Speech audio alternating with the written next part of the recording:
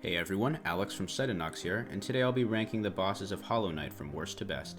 As a big Metroid fan, I recall being very excited for this game when I first heard of it back in late 2017, and my expectations were not just met but vastly exceeded when I finally got my hands on it. I personally think that it is actually a better game than any of the Metroid games, which is an amazing achievement considering the fact that Team Cherry is such a small group. Its unique art style, smooth movement, and well-connected and memorable map all add up to a great experience that I would put in my top 5 games of all time. And in keeping with the quality of the other elements of the game, there are some great bosses to be found within Hallownest's mini caverns, and unfortunately some real garbage if I'm being honest. As for rules of how I'm doing this, I'm combining variants of bosses with Dream variant fights since they're so mechanically similar, but doing the Warrior Dream bosses individually since they're different enough to warrant their own placements in my opinion. With this clarified, sit down, draw your nail, and enjoy the ranking.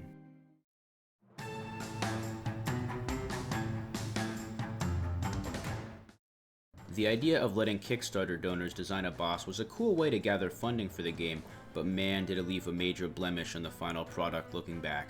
All of the Kickstarter bosses have a single gimmick that is repetitive at best, and, in the case of Markoth, a teeth-gnashingly miserable experience that will make anyone who has the misfortune of fighting him want to jam his dream shield right up his asshole until it pops out of his mouth. It's extremely hard to put into words to someone who's never fought him why he's so annoying because he doesn't really look that difficult, but if you watch my gameplay you should generally get an idea. I'm pretty damn good at the game. I've beaten every single boss on Radiant difficulty and beat the Pantheon of Hallownest and all that, but I still suffer on this guy to this day. He's so frustrating that I have to put him last, regardless of any normal metrics of rating boss quality.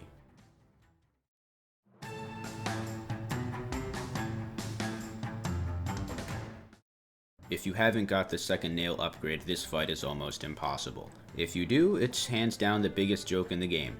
I prefer the latter experience, as you can see here, although it's not like it's any fun pogoing on top of this nasty hive of horrors.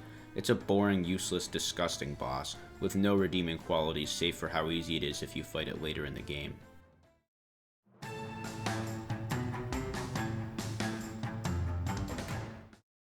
Have you ever played Paddleball? That's a common comparison made to Marmu, and unfortunately there is much more fun to be had with the former.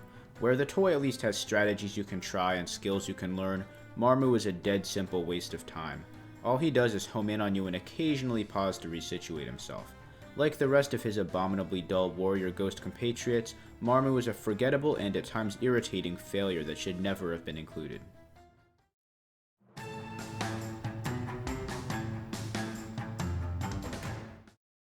Once you've seen one, you've seen them all. There are 2 attacks this guy has and they are both piss boring. I don't need to repeat myself, I've already said all there is to say on these guys.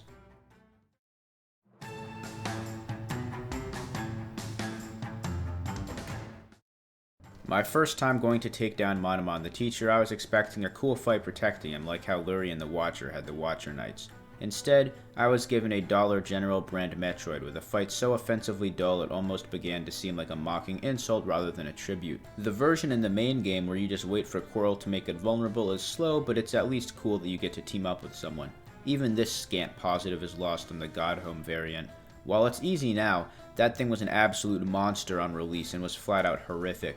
The version I'm mainly talking about though is a waiting game with neither tension nor relief, leaving it a bitter disappointment to many first-time players.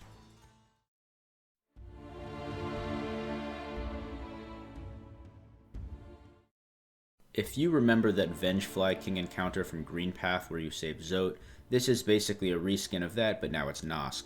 I was tentatively excited for Nosk to get a fight that wasn't a joke when I first encountered this thing, only to be gravely disappointed when it was even more boring than the original. Bosses that hide out of reach are always lame, and this cowardly mimic is no exception. Without the haunting atmosphere of the original fight to carry it, this rehashed sewage would feel more at home in the Royal Waterway than Godhome.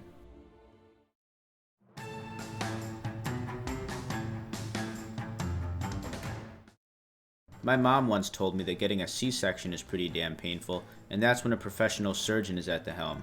Unfortunately for the Gruz mother, the knight is no doctor and his nail is no scalpel. Enough slashing does the job and busts her guts open, but the job isn't done until you hack up her offspring afterwards. It's kinda like the Orphan of Kos if it was terribly boring and forgettable. I really have nothing to say about the gameplay, it speaks for itself.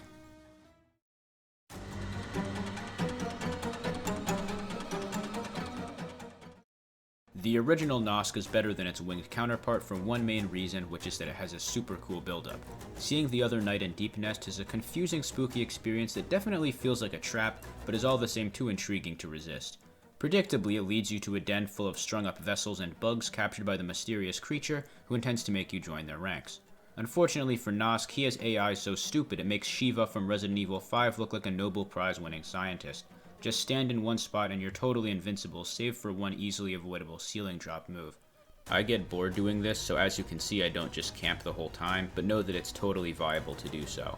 Nosk is a cool concept bogged down by stupid AI, which I'll take any day over the stuff below here.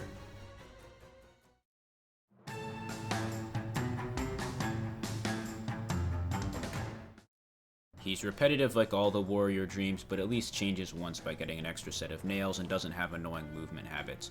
This is not very impressive, but it's not like the competition for the middle spots were fierce.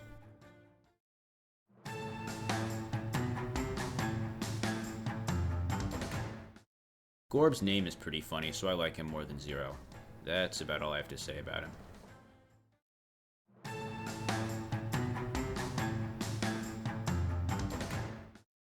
Galion's hobbies include scythe tossing and moonlighting as a punching bag. Fortunately for him, I have an inexplicable soft spot for stupid bosses like this, which brings him to the middle. Soft spot might be a bit generous, perhaps medium spot would be more fitting. Galion isn't that interesting, but it's fun whacking him a bunch at least.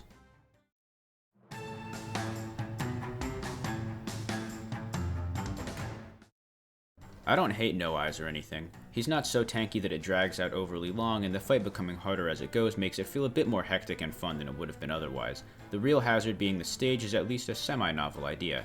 While not an all-star contender, No Eyes is inoffensive, which alone qualifies him for this spot and makes him the best of the Warrior Dream bosses.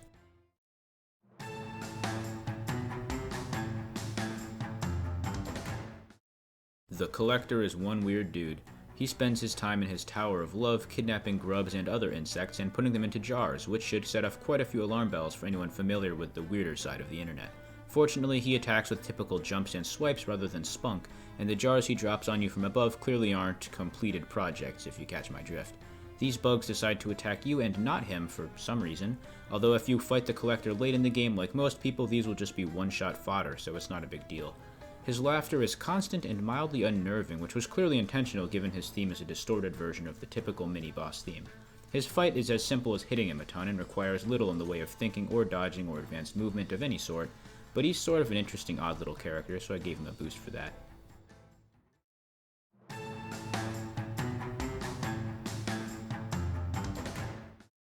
The Brooding Malek is a big, bulky vomit machine, which I'm pretty sure is a song by King Gizzard and the Lizard Wizard. Boring as that sounds in words, I actually kinda like sidestepping all his gunk and going wild on him with my nail, which at least has a little difficulty in the way of him attacking you if you spend too much time lurking at his side. It's not a heart-pounding riot of an encounter or anything, but it's pretty fun considering he exists primarily as a guardian of a mask fragment and nothing more.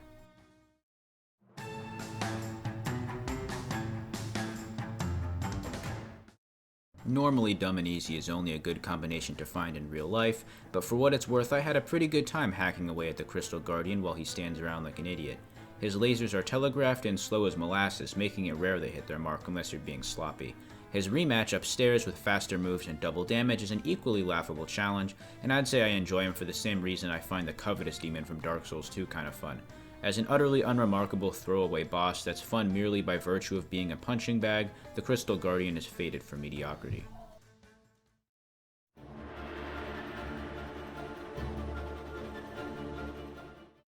There's a big upsurge in quality from the last entry to this one, and while this dung-diving powerhouse is the lowest of the good bosses, I still think he's solid.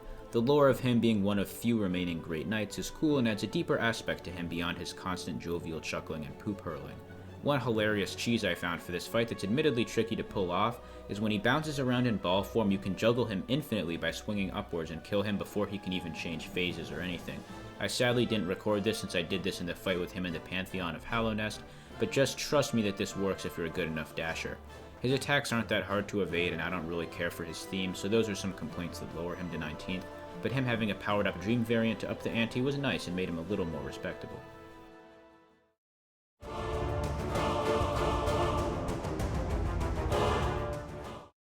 I don't know if this is just me, but these two really remind me of the Watcher Knights, but a tad more annoying in my opinion. Not to say I'm overall unhappy with them, it's still a fight I was pleasantly surprised to see cap off the first Pantheon.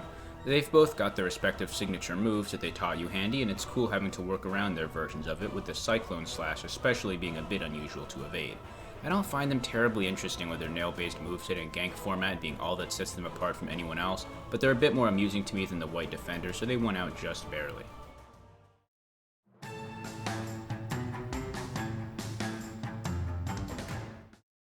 Another gank boss here, but they actually have totally different movesets instead of being clones, minus one special move each, so this is the more unique encounter in my opinion. The God Tamer is hilariously easy to bully with the Steady Body charm if you use it like I do, which alone boosts it fairly high since it's fun the same way the Crystal Guardian is. However, it also has an actual challenge at the same time which grants it bonus points for being far less mindless overall. While the God Tamer will croak fast, the god itself will stick around a bit and fire some gunk and roll at you. It alone isn't super interesting obviously, but it's fair enough for being only one half of a full fight, so I won't knock it a ton.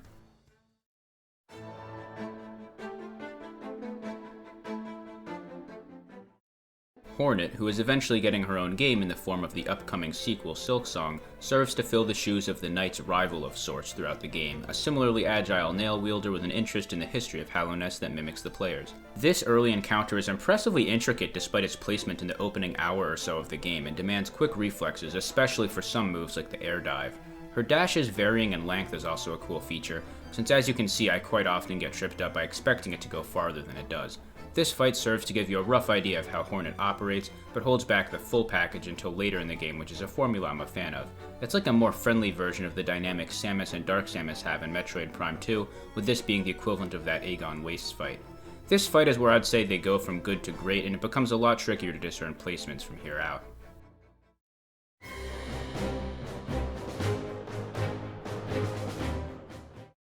The Hive Knight's got some smooth animations, creative attacks, and a strong presence. This goes a long way for him, and even though he's not hard per se, he does have some tactics that'll throw you off your game if you don't move a bit more carefully. For one, his teleport is pretty punishable if you're thinking right, although I get nicked by it quite a few times just because I wasn't expecting it. His nail bombs are easy when you realize you can just stand to the side of the bottom nail and dodge them every time, but paired with his other moves can feel chaotic and make for good pressure. His Bees from the Sky move is super punishable, probably one of the most punishable moves in the game in fact, but will leave a considerable nuisance for you if you fail to finish him off when he gets it going. He's a great addition to an area that previously didn't have a boss, actually if you didn't know, which felt very empty before he came along.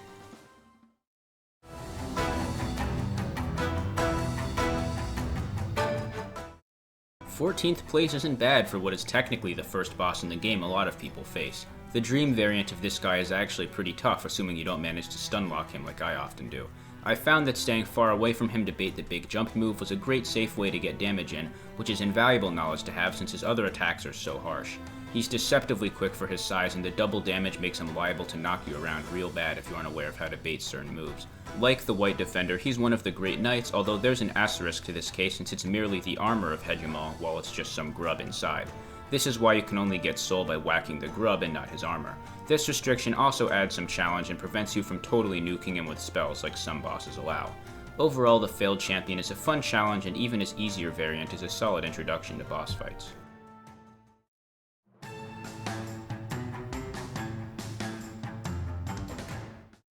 Everyone seems to dislike this guy that I've seen, and I can sort of understand why he might seem middle of the road, but I definitely wouldn't put him lower than trash like the Warrior Dreams and such. The reason I like him so much is twofold. One, the story behind him is cool. The idea of someone actually embracing the infection intentionally for more power is intriguing, and it's fun taking him down with cloth, even if she isn't fortunate enough to make it out alive. Secondly, I like the fighting style. Dashing through his swipes with the Shade Cloak is super satisfying, and following up with a barrage of nail slashes makes it feel sort of like the Crystal Guardian if he wasn't a total pushover. His move with the shockwaves is another fun one to slip past, and his high damage is fair in my opinion, since he'd be far too easy for his place in the game otherwise. He's still far too easy, and his limited moveset is nothing to call home about, but I would call him a fun time regardless.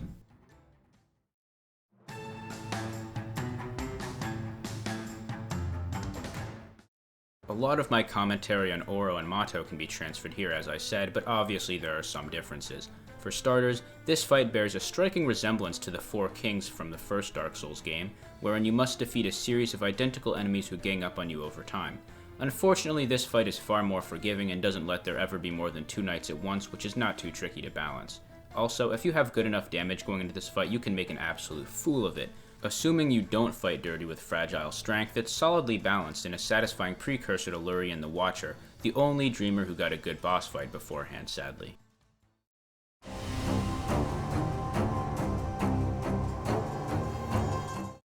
My favorite part of the Hollow Knight lore is everything surrounding the Pale King, the titular Hollow Knight, and the many vessels made before him. Following that thought, the Broken Vessel is one of the first glimpses into this you get as a new player and fascinating to come across initially. His resemblance to the player character is an obvious parallel, although his moves are vastly different from your own, subverting player expectations. Instead of adding to the oversaturation of nail-wielding foes, he's got plenty of infection-based attacks to go along with it to shake up the mix. He's also an extremely jumpy guy. Heading airborne is a death sentence with him on the loose. Sticking to the ground is far safer, and while I didn't have it yet since I fought him super early, you can totally bully him like the God Tamer with steady body. This can be a fun, easy way out if you want to just get things over with, although I always find myself having a good time with this boss, so it's beyond me why I'd want to rush it that badly.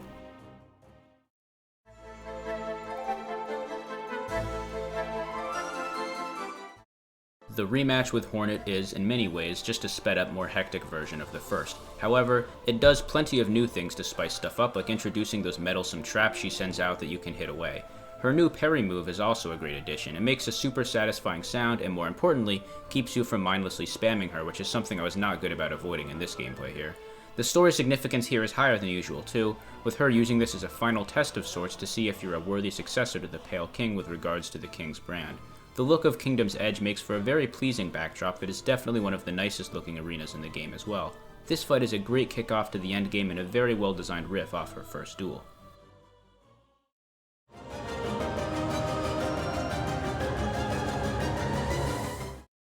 Normally, bosses who teleport are about as fun as performing a drunk liposuction on yourself, but with Hollow Knight's movement being as fluid as it is, I actually rather like chasing this guy and laying down the pressure whenever I can. He gives you just enough time to get some hits in, but moves enough to make it feel fast-paced and intense. Especially satisfying is when you're able to properly punish that move with the 6 orbiting orange blobs. That always has me feeling smooth afterwards. The music for this fight is also one of the best tracks in the game in my opinion, and I think Christopher Larkin really struck gold with the Soul Sanctum area in general musically. Lastly, the final phase feels a little redundant since it's so easy and waiting for him to finish spamming the dive can be a bit boring, so that cost him a little in the final ranking. It is at least stressful in the home stretch, even if it's a superficial danger that's unlikely to land any hits.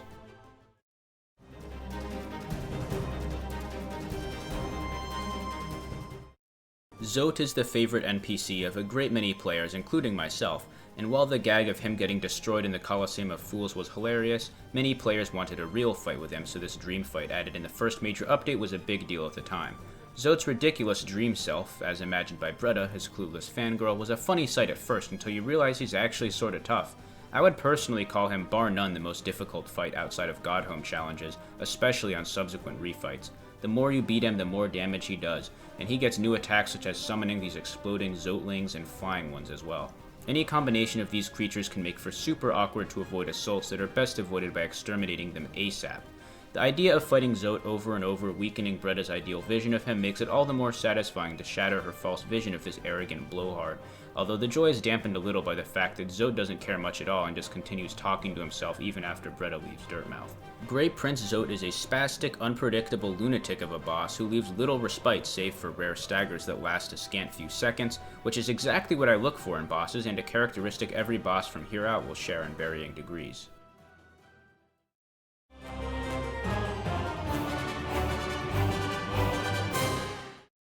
The Mantis Lords are a fun fight and challenging as a new player, but if you were anything like me you always thought, man, this is way too easy now, I could probably take all 3 of them at once.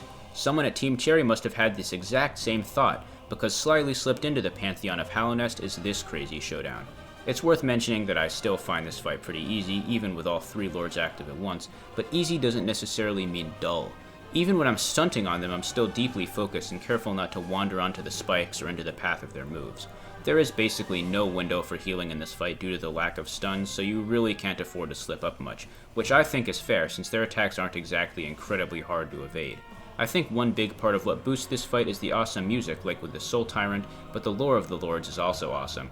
They're some of the only non-infected enemies in the game, who fight you with all they've got, and when you win and you actually earn their respect and they let you waltz around their village like an honorary member. That's pretty cool and adds a lot to the fight. This arena is also neat. I dig thrones, which is a big part of it, along with the walls and spikes on the sides. The Sisters of Battle demand your full attention, and for every second they command it, I found it worth my time to enjoy.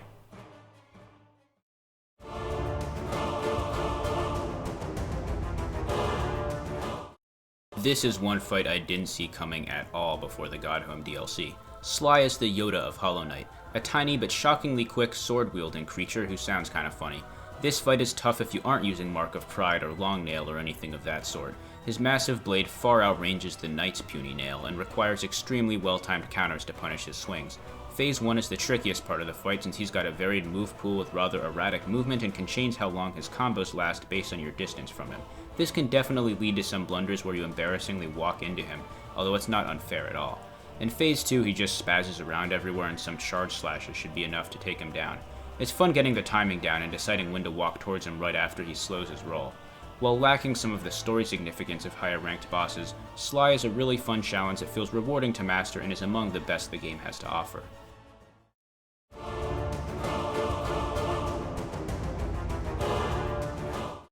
While far easier than Sly, the Nail Master's artistic pupil just barely edges out the higher spot thanks to style points. While Sly is arguably more difficult, Shio is much more original and has some really nice color-coded moves, which is a tell I appreciate.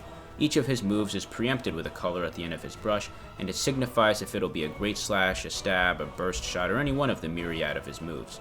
It's not so slow and easy that it takes all the fun away, it's just a nice way to use his character in the fight and give it some personality, which I think was neat. Once you learn which color corresponds with which move, he becomes totally easy, but I still think he's one of the most fun bosses in the game.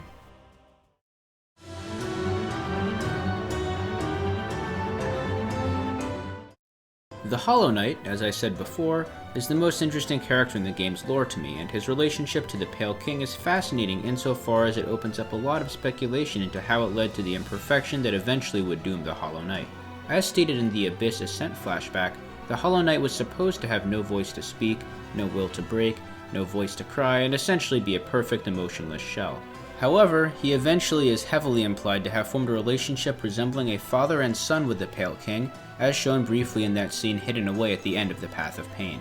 This fatal flaw was what allowed the infection to escape and his sacrifice to be in vain, causing the events of the game, or at least the current state of Hallownest. That is to say, he's a sympathetic character, one who is meant to have a life of nothingness and in failing was condemned to be locked away in the Temple of the Black Egg as his sanity slowly faded. The feeling of cutting away his binding chains is amazing, serving as both the culmination to your journey spanning the entire game and the Hollow Knight's own journey of torment. He puts up a decent fight when he's unleashed, using all manner of slash combos and infection moves to get the better of you. He's similar to the Broken Vessel in that sense, which is understandable given they have very similar backstories, save for the Broken Vessel being much less of a success than the Hollow Knight.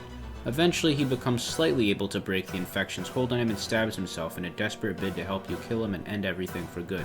It's a rather touching moment of solidarity between what are essentially brothers, and gives you even more of a drive to finish the fight. He's not able to totally stop himself, and the fight goes on a little longer with some new tricks like Infection Spray, which are rather chaotic if you aren't prepared. Hornet comes in to save the day, and assuming you met the requirements for the good ending, that's the end of the fight. I'll talk more about what comes next later in the video, but I will say that entering the Hollow Knight's mind and confronting the source of the horrible Radiant Dreams is an awesome moment to cap off this climactic duel.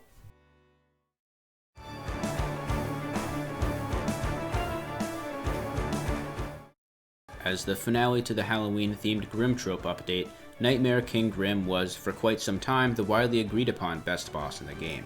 For one, his theme is awesome. It's probably my second favorite track by Christopher Larkin behind the Pure Vessel. I also love the design of Grimm. He sounds like an idea that would be out of place in Hollow Knight, but the vampire circus trope leader actually fits in pretty well thanks to the iconic art style of the game. Grimm was considered the hardest boss in the game by many on release, and even though I actually find him not too difficult now, it's undeniable that he destroyed me over and over again when I was taking a stab at him at first. The feeling of heading into the chamber with all the leathery, hardened blood vessel things lining the hallway beating dramatically set the mood pretty amazingly, and seeing him emerge from the big heart was awesome. Oh, and of course I remember to always bow before fighting him for the first time since I'm a gentleman. Anyways, the main buffs Grimm gets in Nightmare King form are speed, double damage, and a fiery after effect that follows most of his moves like a TF2 unusual effect. I actually find his Dracula-style bat attack easier to dodge here than in his first fight, since it's just a simple dash in the middle to get over to him and punish it. Every 25% or so of his health he'll bloat as if he's been on a diet of nothing but seed oils and corn syrup and send a volley of fireballs at you. This can be tricky if RNG screws you and gives you weird patterns, but it's never impossible to dodge or anything, so I think it makes for a good interlude and functions as a sort of health bar if you think about it. I'd also like to mention his cool stun animation before I move on. I love how he turns into a swarm of bats and you can either heal or knock him around a bit at your discretion.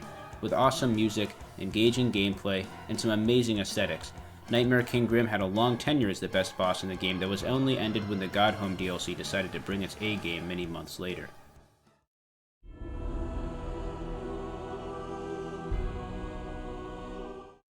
The Hollow Knight is awesome, but when you fight him, you're basically fighting a suicidal cripple who hasn't been able to move for ages. This fight answers a question I didn't even realize I had until I encountered it. That being, what was the Hollow Knight like in his prime? While it's the same person, the fight is radically different, as he is completely pure and uninfected as the name implies, and instead utilizes visually stunning magic attacks and towards the end, even unleashes some of the void within him. He's incredibly fast and unforgiving, with his double damage shredding your health like paper if he manages to trip you up. I had a perfectly good fight full of smooth dodges going, only to suddenly panic and get obliterated pretty soon after. One thing I found really cool is that unlike every other boss in the game, the roar he makes is completely silent, alluding to the no voice to cry out stipulation he was designed with. This fight also has the best theme in the game in my opinion, a hauntingly sober variation of the theme the Hollow Knight has in his present desecrated state, fitting when you know the fate he has in front of him. All in all, an awesome boss, beat out only by one other.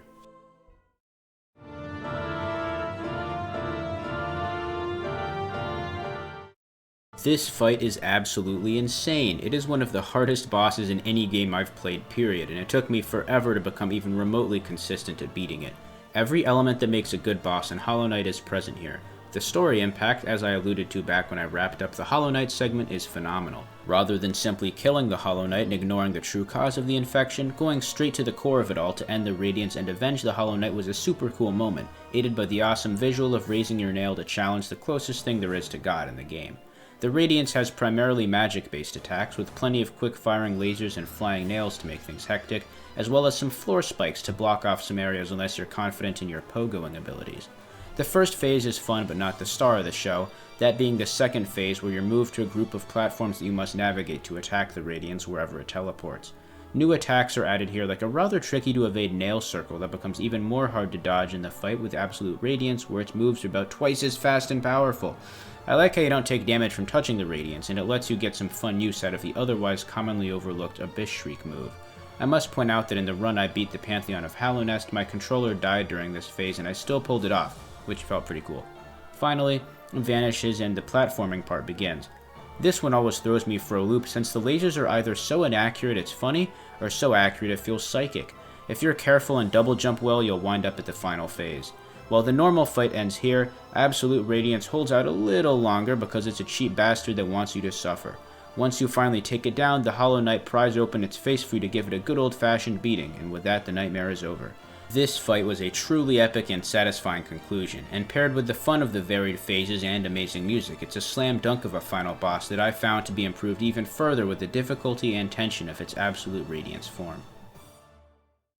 Thanks so much for watching, and I hope you enjoyed.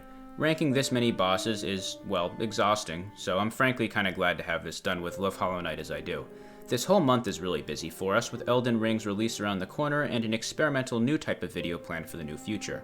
I also just got accepted into my dream college, which is awesome but definitely brought some work up for me on a more personal level. Stay tuned for our next upload as always.